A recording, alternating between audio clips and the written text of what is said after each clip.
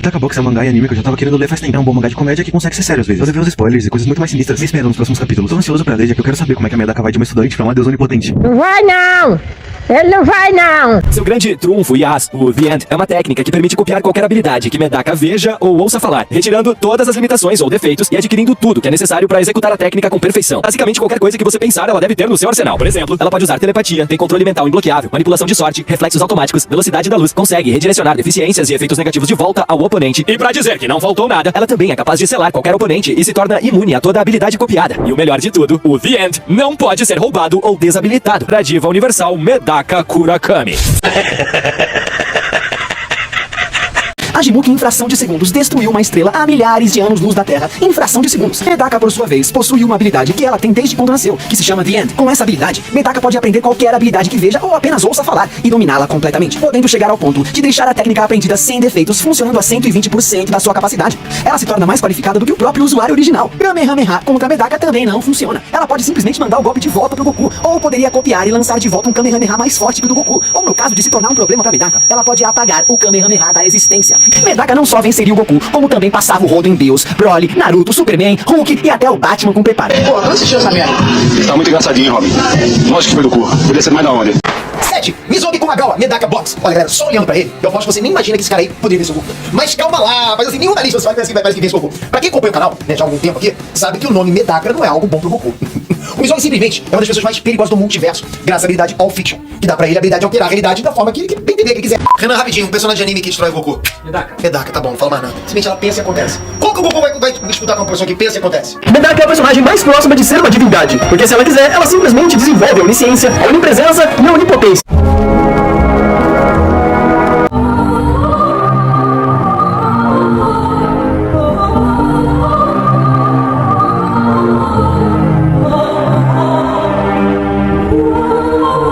Esses dias eu pensei um pouquinho e cheguei a uma pergunta que eu não tinha resposta. Então vamos lá. Qual é a mulher mais forte dos animes? Eu, como um cara ultra inteligente, fiz o básico. Google pesquisar. Quem é a gasosa mais forte dos animes? E eu caí em várias listas e tinha vários personagens como Mikasa, Erza, Tsunade, Sdef, Akame, Big Mom, Tatsumaki, Seida e até mesmo a Bronya. Para os íntimos Kefla, na fusão de Caulica com Arqueiro. Mas eu ainda estava com a pulga atrás da orelha, afinal esses aí são os personagens que todo mundo conhece. E aí eu lembrei de um anime que eu assisti quando era bem mais novo. E sim, eu li o mangá. Nesse anime, temos a personagem mais forte de todas. E de qual eu estou falando? Sim, meu consagrado. Medaka Box. Onde temos Medaka Kurakami, que além de ser bonita, alta e tunada, ainda tem a habilidade de copiar qualquer poder que ela observe em tempo ridiculamente rápido. E ainda usa as habilidades em 120% do poder observado, sendo 20% mais forte que qualquer adversário que ela enfrente. Medaka, na minha opinião, é aquela personagem que praticamente é impossível de se vencer. Medaka também possui uma espécie de habilidade de copiar. Tudo que ela vê ou ouve falar de como se faz, ela consegue aprender em instantes e refazer a habilidade com 120% a mais de poder.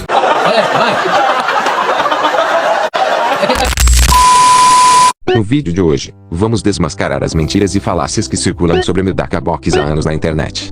Este é o segundo vídeo dessa série, dando continuidade ao primeiro sobre Oni Punchman. Para quem ainda não assistiu, recomendo conferir no card acima. Nesse episódio, vamos seguir a mesma abordagem, refutar as principais afirmações equivocadas e exageradas sobre Medaka Box, uma obra amplamente superestimada. Pode apostar que alguns fanboys mais intensos vão se incomodar, mas é isso aí.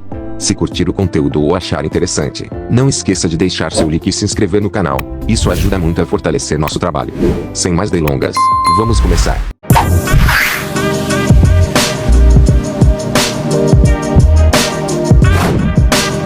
Os poderes de Medaka Box são buchas. As habilidades em Medaka Box são muito limitadas, não sendo tão fortes quanto se espalha na internet.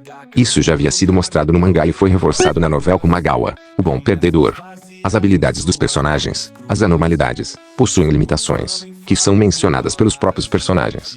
Por exemplo, o All Fiction, como outras habilidades, precisa ser ativado para ser usado. Embora no mangá pareça que os personagens não fazem essa ativação, na verdade, eles a realizam. Isso é confirmado na novela pelo próprio Kumagawa, que afirma que o All Fiction, toda ficção, precisa ser ativado para funcionar. Ele também menciona que, se entrasse em uma piscina para buscar a espada do herói, um elemento da história da novela, não poderia usar o All Fiction para apagar a água, pois ele não sabe nadar, não consegue respirar debaixo d'água, e seria uma quantidade enorme de água para anular. Ele precisou, então, usar uma estratégia e congelar a piscina para alcançar a espada. Esse exemplo reforça que as habilidades dos personagens possuem limitações além das limitações físicas dos usuários. Outro exemplo é a Medaka, que pode copiar qualquer técnica, mas seu corpo não suportaria uma habilidade que ultrapassasse seu limite físico. Em um momento, ela quase morre ao tentar superar a velocidade do som, pois o impacto com o ar a machuca gravemente. Para evitar danos, Medaka utiliza um clone para ajudá-la a parar. Um exemplo adicional aparece com a habilidade de Scarbead, que pode abrir feridas, mas é anulada se a pessoa se cobre com algo. A irmã de Medaka, por exemplo, se cobriu com gelo para anular essa habilidade. Este acontecimento é do capítulo 75 a 76. Em resumo, as habilidades em Medaka Box precisam ser ativadas, são limitadas pelo físico dos usuários e possuem fraquezas simples. O fato de Kumagal admitir que poderia morrer afogado, sendo incapaz de apagar a água de uma piscina, deixa isso nitidamente claro. No capítulo 169, é afirmado que Medaka não pode copiar poderes ou habilidades que excedam sua capacidade física, pois seu corpo quebraria. Também é incorreto dizer que Tiendi copia qualquer habilidade com um aumento de 120% em poder, isso nunca é mencionado no mangá. Por fim, Medaka não amplifica as habilidades copiadas em 120%. Essa ideia é apenas uma interpretação errônea de sua fala, onde ela afirma se considerar melhor no uso das habilidades por conta de seu talento. A ideia de um aumento em 120% é um mito sem fundamento. Para complementar, na novela Medaka Box Juvenile, foi enfatizado mais uma vez que personagens mais fracos, caso tenham um treinamento superior, podem derrotar adversários mais fortes, mesmo que estes possuam habilidades poderosas. Isso ocorre devido ao treinamento superior do personagem mais fraco. Através do uso dos kanjis e das traduções, fica claro que as anormalidades, estilos podem ser superadas por pessoas com mais treinamento ou habilidades em outros aspectos. Em resumo, mesmo que o adversário possua uma anormalidade, ele pode ser vencido. Um exemplo usado na novela é o de atletas, em que há pessoas mais fortes do que eles, mas que, por causa do treinamento, conseguem derrotar esses adversários. Isso reforça a ideia de que as habilidades podem ser anuladas por personagens com mais poder físico. Resumindo, a principal fraqueza das habilidades em Medaka Box é o físico dos personagens. Curiosamente, as habilidades são, de certa forma, limitadas pelo físico do usuário. A ideia de que Medaka poderia copiar o Kamehameha do Goku, a força do Superman ou outras habilidades de personagens desse calibre é uma piada pronta. O nível de poder da Medaka não é lunar. Medaka não possui nível de poder lunar. Ela demorou para conseguir destruir a lua, que não estava sendo fortalecida ou defendida de nenhuma forma. Era uma lua normal, como o próprio capítulo original em japonês deixa bem claro. Medaka levou um tempo significativo para realizar esse feito, mas, por ter ocorrido fora de cena, não temos noção exata de quanto tempo ela levou. Além disso, Ikuya salvou depois que ela destruiu a lua, dando a entender que ela poderia morrer após o feito. Medaka reconstruiu a lua no momento em que a destruiu? Isso é incorreto. No mangá, especificamente no penúltimo volume, é mostrado um salto de 10 anos no futuro, durante os quais Medaka passou se preparando e planejando uma operação para reconstruir a lua, o plano Muron Salt. Em outras palavras, ela levou 10 anos para conseguir fazer isso. Me impressiona que mesmo a personagem sendo tão fraca no quesito poder, por anos, vários canais grandes espalharam inúmeras desinformações e deturpações sobre a personagem e sua obra. É muito lamentável. Enfim, por último, irei refutar algo que Medaka fala após os acontecimentos envolvendo a destruição da lua, quando foi salva por Ico. Refiro-me ao momento em que ela diz aos amigos que ajudou uma raça alienígena a derrotar um rei maligno de outro universo, lutando contra os conceitos de bem e mal. Muitas pessoas não conseguem interpretar essa fala da Medaka corretamente. Medaka menciona isso em tom de hipérbole, referindo-se ao bem e ao mal. Em outras traduções, isso é reforçado, onde ela ajudou essa raça alienígena, o bem, a lutar contra o rei maligno, o mal. No entanto, ao analisarmos narrativamente, é evidente que Medaka fala de forma exagerada, quase mentindo. Ela é retratada no mangá como alguém orgulhosa, cuja personalidade não permitiria admitir que precisou ser salva por alguém que, até pouco tempo, era seu inimigo. Tanto suas palavras quanto sua expressão deixam isso muito claro quando analisamos os elementos narrativos e a escrita dessa parte específica, no final do mangá. É simples entender, mas algumas pessoas parecem não conseguir interpretar o contexto básico ou escolhem deliberadamente interpretar essa fala dela de maneira literal. Essa frase dela, obviamente, é de caráter metafórico e hiperbólico, mas também pode ser interpretada como uma mentira por parte dela. Medaka não queria admitir para Zenkichi, alguém que ela ama, admira e respeita, que precisou ser salva pelo inimigo com quem eles estavam lutando pouco tempo antes, depois de ter sido nocauteada e desmaiada. Entende-se que ela conseguiu, após bastante esforço, destruir a lua. Portanto, além dos elementos metafóricos e hiperbólicos em tom de exagero nessa fala, podemos interpretar que isso seria uma forma de Medaka não se mostrar vulnerável diante de Zenkichi. Essa seria uma interpretação mais profunda da frase, levando em conta os elementos narrativos e a personalidade da personagem. Outra coisa extremamente distorcida pelo fandom de Medaka Box é a cena em que a Medaka parece maior que a Terra. Essa cena é usada para afirmar que ela poderia destruir planetas com as mãos, pois acreditam que ela pode ficar maior que todos os planetas do Sistema Solar. Primeiramente, é importante destacar que essa cena é um filler criado exclusivamente pela anime e não ocorre no mangá. Quero deixar isso bem claro antes de prosseguirmos com a refutação. No mangá, especificamente no capítulo 1, isso não acontece. No anime, essa cena representa a superioridade da Medaka em relação aos garotos do clube, onde ela planejava discipliná-los e mudar sua conduta. Segundo ela, eles eram delinquentes por alguns dos fatores que estava considerando, como serem rejeitados pela sociedade e abandonados pelos pais, entre outros. Portanto, ela tinha a intenção de corrigi-los. A cena simboliza como eles a estavam percebendo, já que, logo em seguida, a cena corta para ela parada na frente deles, sem ter se movido propriamente dito, para martelar o último prego no caixão. Zenkichi afirma que aquilo era uma perspectiva em primeira pessoa da Medaka. É assim que a Medaka pensa ou enxerga as coisas ao falar com os outros. Segundo a própria narração dele, Kurokami Medaka pensa quando fala com os outros, olhando-os de cima. Pessoas que afirmam o contrário, distorcendo a cena, demonstram um claro analfabetismo funcional. Não há outra explicação para tamanha falta de compreensão. A Medaka realmente alcançaria a velocidade da luz? A personagem possui vários feitos de velocidade supersônica, mas, no final da obra, há uma fala que sugere que, ao usar sua forma final, a transformação mais poderosa que possui, Medaka teria atingido a velocidade da luz por meio do Kurokami Phantom, também conhecido como Black Go Phantom.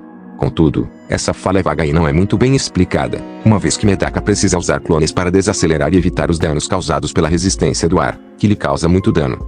Em japonês, o personagem essencialmente afirma que ela viajou na velocidade da luz, mas essa declaração pode ser interpretada como uma hipérbole, já que a forma como foi escrita em japonês possui um tom exagerado e metafórico. Como é muito ambíguo, pode-se tanto considerar que a personagem atinge essa velocidade quanto que ela não a possui de fato. Não é algo 100% definido ou consolidado na própria obra.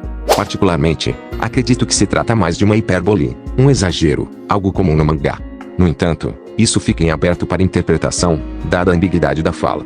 Refutado as mentiras em relação a Medaka, agora vamos desmentir as mentiras e mitos sobre a Ajimu. 1. Ajimu destruiu uma estrela. O feito da Ajimu ter destruído aquela estrela é falso. No capítulo 168, que é de onde muitos tiram essa afirmação equivocada, o que ocorre é o oposto. No capítulo, isso acontece em um sonho, em um espaço mental, não físico, onde Ajimu está conversando com Kumagawa e o incentivando a deixar de ser um perdedor, se despedindo dele. Ela utiliza uma metáfora com a estrela perdedora, destruindo-a simbolicamente. A própria Ajimu afirma: "Eu sou apenas um holograma, um espírito sem corpo, uma imagem residual." No final do capítulo, é mostrado que tanto Kumagawa quanto Zenkichi estavam inconscientes e acabaram de acordar com Medaka os visitando.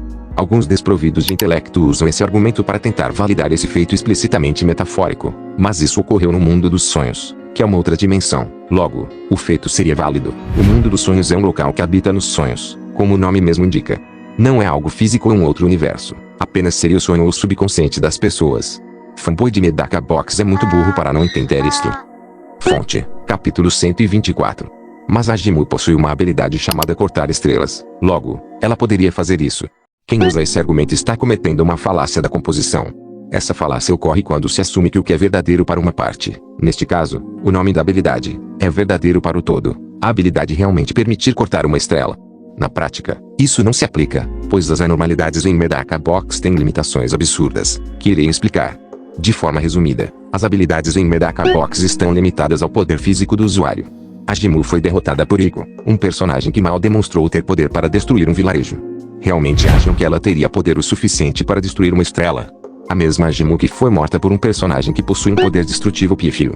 Detalhe, essa morte dela foi bem humilhante, além de escancarar que ela não é nada demais no sentido de poder ou resistência. Só que os fanboys apenas ignoram esses fatos. Vamos dar uma analisada na forma em que ela morreu. Ajimu morreu para um elástico. E Iko lançou um elástico com força nela e a partiu ao meio com um simples elástico, kkk. A personagem é considerada universal pelos fanboys, mas acaba morrendo partida ao meio por um elástico arremessado com força. Lembrando que esse mesmo cara que humilhou ela, foi jogado para longe por um carro reforçado. Isto os fanboys não mostram, kkkk. Por fim, em japonês, no idioma original, e ainda mais explícito que tudo isso foi algo metafórico e metafísico. Estou pegando até o mangá em japonês para ser informativo e não deixar margem para desculpas. Há várias metáforas no mangá em japonês. No entanto, irei dar apenas um exemplo, destacando uma frase em japonês que indica uma metáfora: o uivo de um cão perdedor. Essa expressão é uma metáfora comum no Japão para descrever uma pessoa que continua reclamando ou se lamentando após uma derrota, comparando suas ações ao uivo de um cachorro derrotado. Ela indica desespero ou frustração inútil. Aqueles que de fato leram o mangá Medaka Box sabem que isso é perfeitamente condizente com o Kumagawa. Enfim, esse feito não é válido para absolutamente nada. 2. Ajimu alterou o gênero do mangá para romance para que Zenkichi pudesse vencer Iko. Na verdade, Ajimu não alterou o roteiro ou a premissa da história, como faria uma personagem com esse poder. Ela apenas ajuda Zenkichi a se declarar para Medaka, sem manipular diretamente o enredo. Isso é explicado no capítulo 154. 3. Ajimu se nerfa por tédio e cria um avatar de si mesmo para poder perder. Embora Ajimu tenha um avatar por um curto período, a verdadeira Ajimu aparece e é derrotada.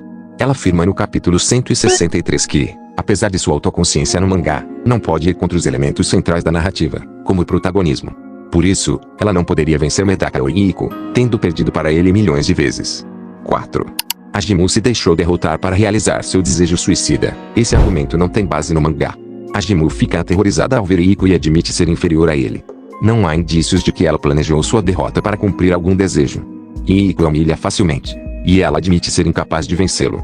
Além disso, a ideia de que Ajimu desligou sua transcendência e onisciência não faz sentido e não é mencionada no mangá. Ela utiliza sua clarividência normalmente. Mesmo com suas 10 trilhões de habilidades, Ajimu teria limitações ao enfrentar alguém infinitamente superior, como apresentado no mangá. Mesmo poderes elevados têm limites quando confrontados com forças esmagadoramente superiores.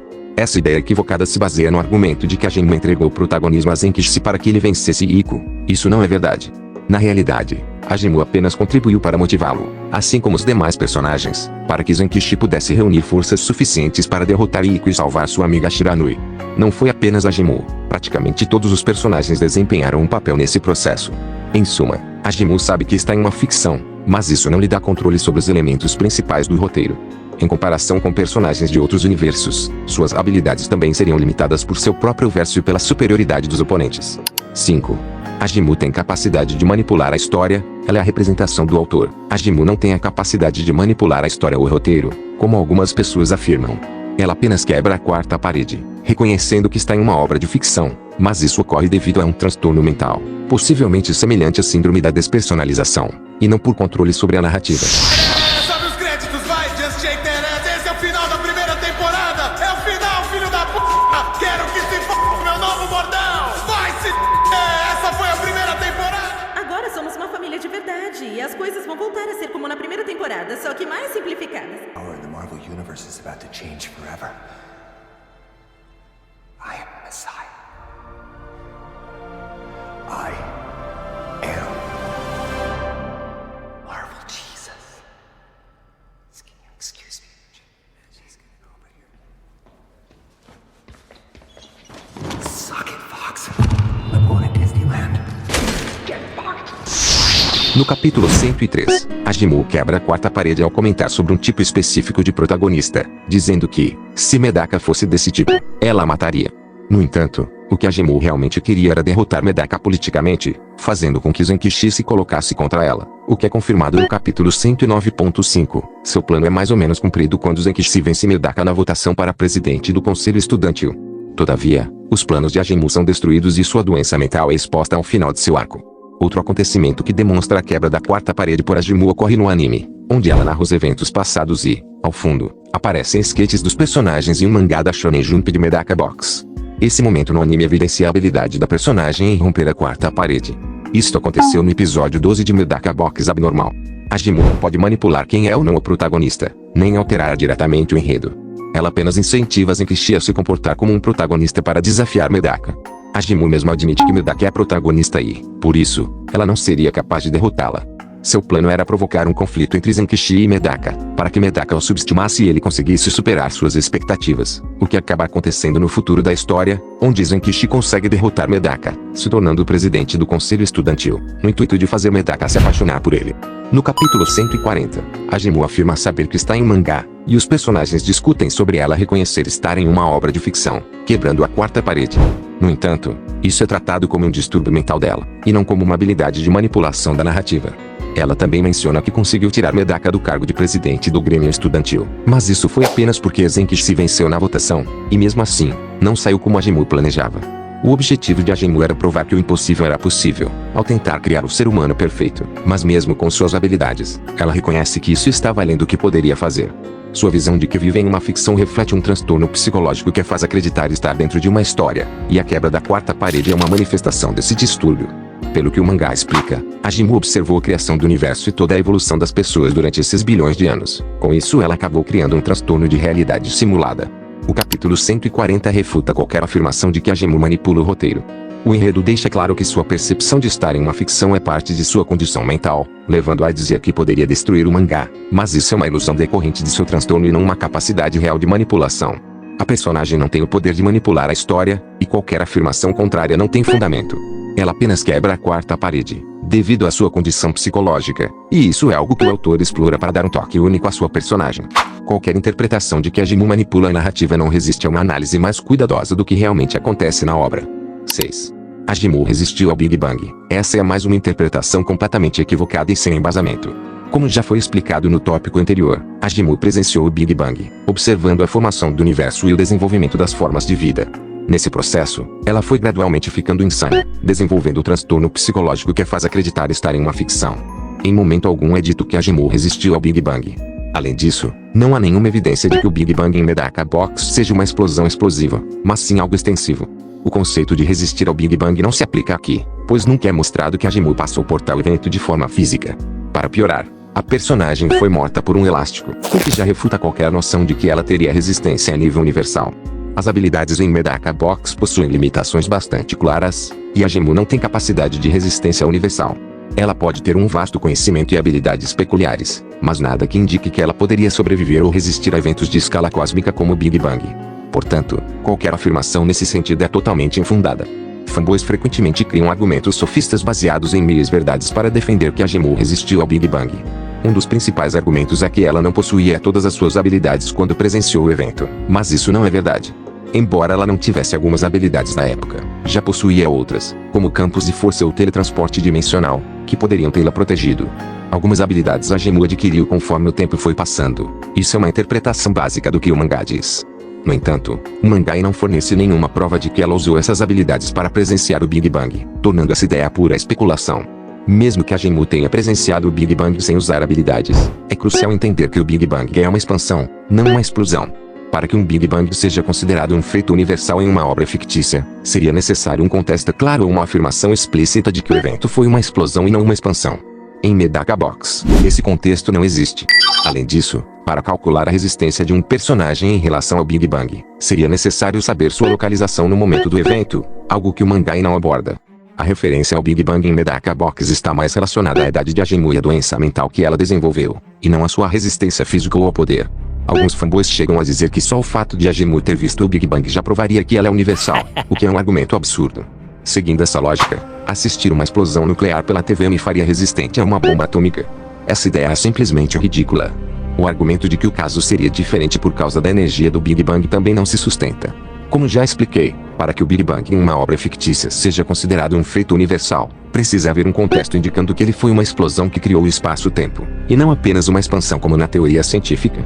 Em Medaka Box, fica claro que o Big Bang mencionado se refere a uma expansão, já que é dito que Ajimu assistiu ao Big Bang, o que indica que o tempo já existia. Se ela esperou os acontecimentos descritos na scan do mangá onde isto é mencionado, o tempo já existia. Portanto, o evento não pode ser usado como prova de um poder universal. Em resumo, esses argumentos são distorções desesperadas para tentar elevar uma personagem que, no fim das contas, é muito mais fraca do que esses fanboys querem admitir. Essa mentira escrota propagada por esse fandom se encaixa em 3 falácias argumentativas. A primeira é a falácia da meia-verdade, que ocorre quando alguém apresenta apenas parte de uma prova ou evidência, deixando de fora informações que refutariam sua suposição. Eles fazem isso ao pegar apenas essa fala do Big Bang, sem apresentar a análise completa que eu fiz. A segunda é a falácia da generalização precipitada, onde alguém tira uma conclusão a partir de uma quantidade insuficiente de evidências, ignorando o fato de que está usando suposições baseadas em crenças pessoais. E a terceira, e pior de todas, é a falácia abegente questionar ou assumir a conclusão, que ocorre quando alguém erroneamente trata sua suposição sobre o ocorrido ou o que acredita como fato, sem apresentar nenhuma evidência concreta para sustentar esse puro e claro achismo. Enfim, não irei citar mais nenhuma falácia cometida por esse fandom nojento, porque senão só ficarei citando falácias, kkkk. Caso alguém pense que a matéria em expansão poderia colidir com o personagem no centro do Big Bang, isso não aconteceria. O argumento de que a matéria presente na expansão poderia atingir o personagem é fisicamente impossível. E isso ocorre porque, na expansão do universo, os objetos não se movem através do espaço. Em vez disso, é o próprio espaço que se expande entre eles, afastando as galáxias sem movimento direto de matéria. Para entender melhor, basta pesquisar sobre o fenômeno da expansão do universo e o conceito de espaço-tempo. Mas, para simplificar, recomendo explorar o fenômeno de fusão de galáxias. No fim das contas, como eu disse, a personagem é fraca na realidade, mas é forte na mente desses fanboys desonestos. Por fim, muitos dizem que se a Jimou não fosse limitada pelo protagonismo, ela seria a personagem mais poderosa da obra. Isso não se sustenta na própria obra de Medaka Box, pelas seguintes razões. 1. Iiko matou a Jimou, demonstrando sua superioridade muito explícita. 2. Kumagawa derrotou e selou a Jimou, como afirmado em sua light novel. Kumagawa usou o Fiction e o Bookmaker para selar a Jimou. A Jimou, após incontáveis tentativas de derrotar Iiko e alcançar seu ideal de humano perfeito, criou um plano frasco. Anos depois, nomeou Kumagawa como presidente do conselho estudantil, enquanto assumiu a vice-presidência. No entanto, a relação dos dois se complicou quando Kumagawa, em dúvida sobre seus sentimentos, arrancou o rosto de Jimou para descobrir se realmente a amava ou se era apenas atraído por sua aparência. Esse ato violento não foi consentido por Jimou e atrasou seus planos por 3 anos, ao contrário do que alguns espalham erroneamente na internet, afirmando que Jimou permitiu isso. Tal afirmação é incoerente com a história da obra, pois não faz sentido que Jimou deixasse Kumagawa quase matá-la ao arrancar seu rosto e selá-la por 3 anos. Isso apenas reforça a superioridade de Kumagawa sobre Jimou. Kumagawa arrancando o rosto de Jimou foi mostrado no episódio 11 do anime. No mangá, isso ocorre no capítulo 81. E Medaka, por ter conseguido lutar de uma forma equilibrada com Iiko, também seria superior a Jimou. A personagem, além de ser bucha e superestimada, ainda perderia para vários personagens de seu próprio verso. Basicamente, é isso, pessoal. Medaka Box é um mangá bacana, gosto bastante, mas o nível de poder da obra é bem fraco. Sinceramente, não entendo como essa obra acabou envolta em tantas mentiras sobre sua escala de poder. É surpreendente como a internet consegue transformar uma obra fictícia em algo cercado por mitos, que muitos acreditam cegamente, sem sequer buscar informações ou conferir a obra original para descobrir que estão caindo em uma ilusão. Espero que tenham gostado do vídeo. Se curtiram, deixem um like para ajudar. Esse vídeo deu muito trabalho, então cada curtida faz diferença para a divulgação e me anima a trazer mais conteúdo de qualidade. Comenta também para dar aquele reforço no engajamento. Até a próxima, um abraço e tchau.